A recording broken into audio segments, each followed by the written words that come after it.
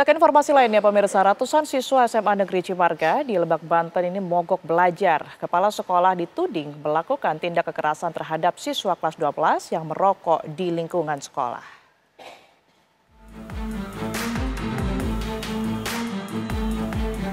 630 siswa SMA Negeri 1 Cimarga, Kabupaten Lebak, Banten melakukan mogok belajar serentak pada Senin 13 Oktober kemarin. Aksi para siswa ini disebut sebagai bentuk solidaritas usai ILB. Siswa kelas 12 diduga ditampar Dini Fitria karena ketahuan merokok di kantin sekolah.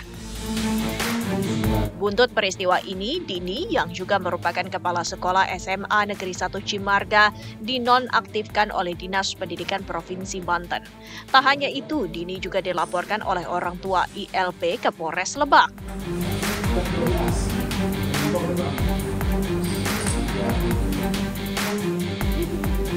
Kasus ini kemudian dimediasi Gubernur Banten Andra Soni dan keduanya saling memaafkan pada Rabu kemarin.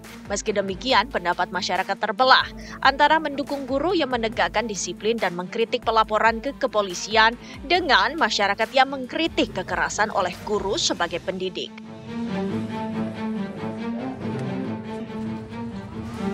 Lalu bagaimanakah sebetulnya pola pendidikan dan sanksi terhadap siswa yang melanggar disiplin sekolah?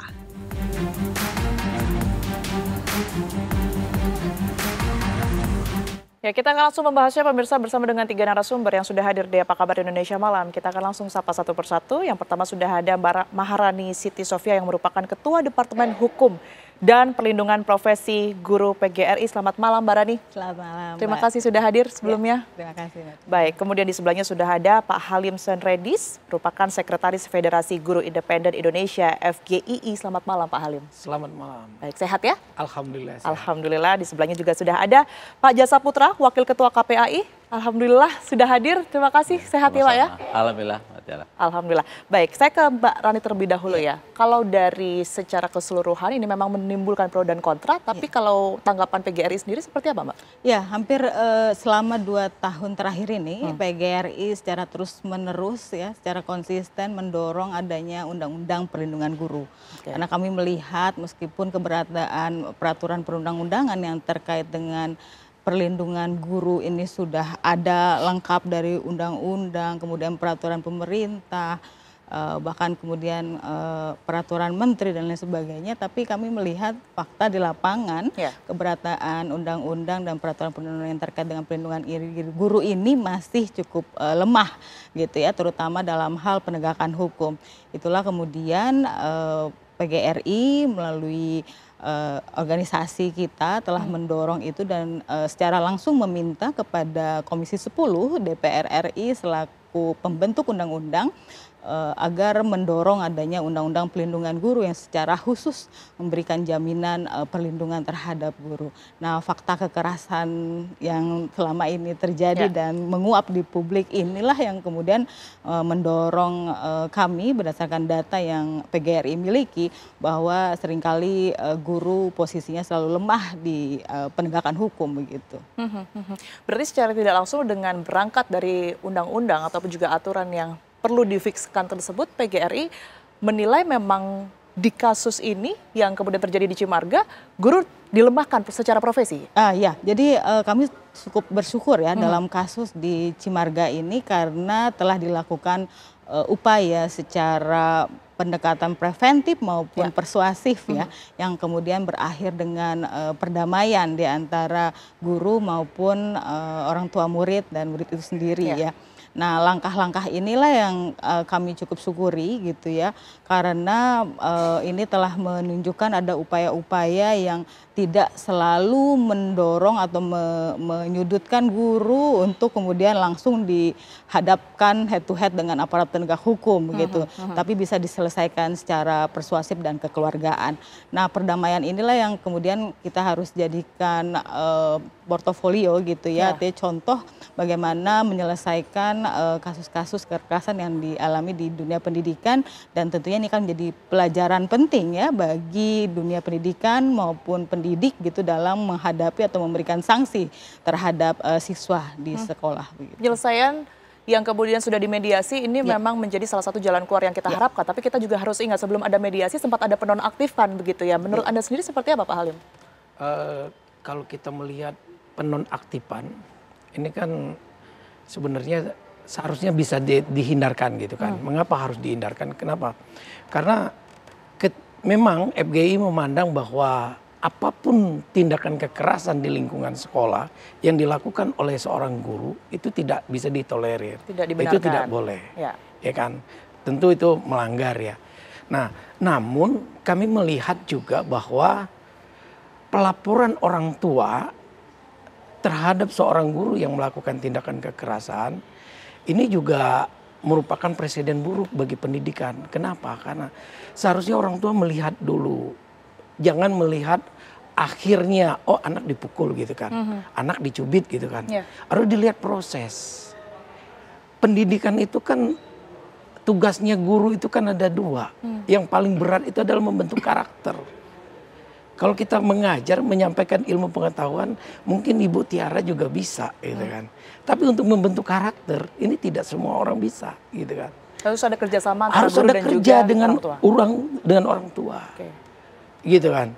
Nah, ketika bentuk karakter inilah, nah guru itu kan melakukan pembentukan pendidikan karakter ini kan berjenjang ya. Secara hierarki juga sudah dilakukan. Kalau di sekolah itu kan ada guru, ada wali kelas.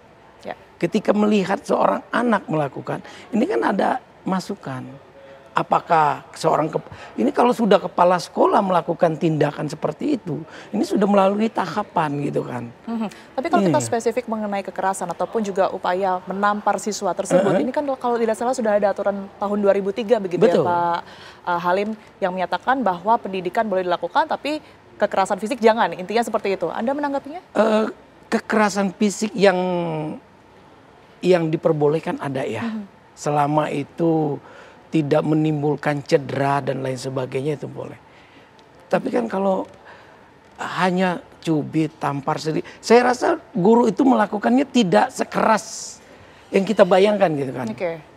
Ya kan, ini kan penamparan ini hanya bentuk pendidikan. Terkadang kan orang tua anak ya, dalam membuat laporan, kalau membuat laporan ke orang tuanya, kok begini, Mas saya dipukul sama ibu. Ibunya langsung kan. Nah ini kan kita melihat antara pembentukan karakter guru dengan orang tua ini sering nggak sama gitu kan. Contoh misalkanlah, ketika guru mengajarkan ketika anak di sekolah bawa bekal, ayo kita cuci nih piring.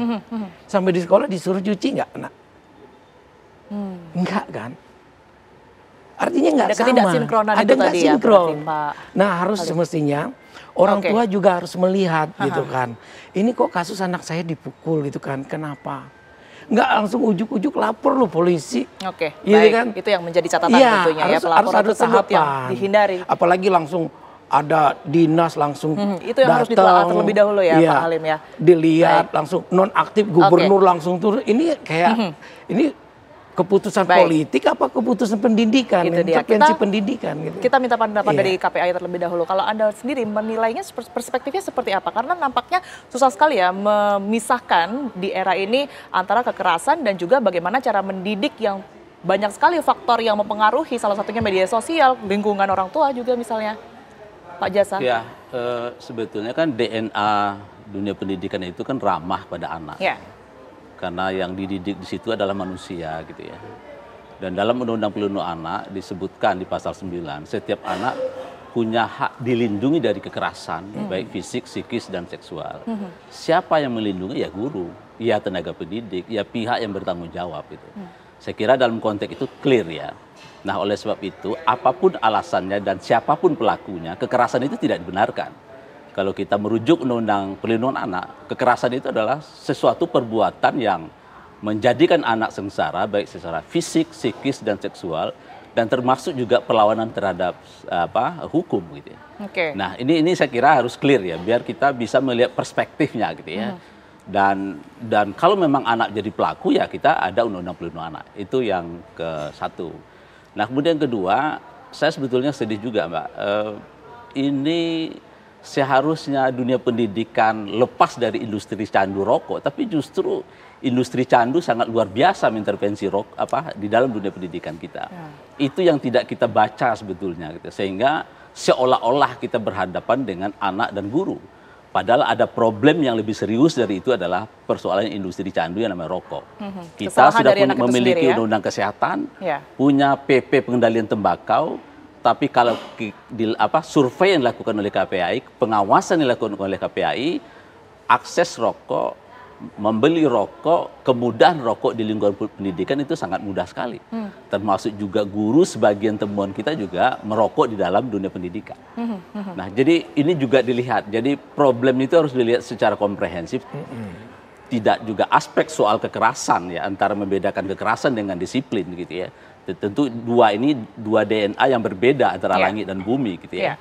Tapi juga aspek lain soal industri candu gitu ya, yang dimana menggerogoti dunia pendidikan kita gitu, Mbak Tiara. Baik, langsung saja mungkin ditanggapi Mbak Rani, ini melihat problem yang kemudian disampaikan oleh KPAI, Anda melihatnya bagaimana? Ya, saya kira memang dunia teknologi berkembang, dunia berkembang, saya kira pengetahuan guru, tenaga pendidik dan anak tuh terus harus saling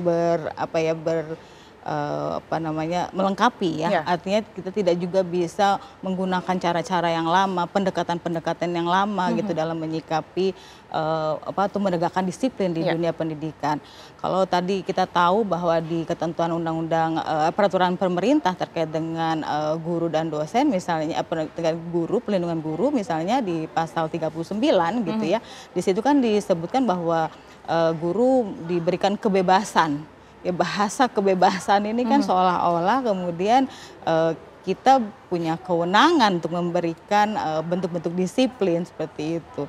Nah, yang seperti itu kan kita perlu memikirkan ya bagaimana bentuk-bentuk kekerasan yang dari zaman ke zaman mungkin ada perubahan. Betul. Yang kemudian perlu ada pendekatan, iya, penyikapan yang sangat berbeda. Nah, ini yang perlu dipertegas sebenarnya dan juga tentu kita terus sosialisasikan ya, terutama di guru-guru di bagian dari organisasi PGRI ya, untuk terus mengembangkan pengetahuan dan juga wawasan yang terkait dengan pendekatan-pendekatan di dunia teknologi yang sudah mulai berkembang ini begitu. Oke, baik. Saya ke Pak Halim. Pak Halim, sebenarnya kalau kita berbicara mengenai pola begitu ya, ini apa yang harus dilakukan, pola bagaimana yang harus disesuaikan ketika ajaran-ajaran yang diterapkan di sekolah ini tidak sesuai dan menimbulkan resistensi dari orang tua dan juga murid itu sendiri. Tapi dijawab usai jeda, Pak Halim, kami akan kembali saat lagi untuk Anda.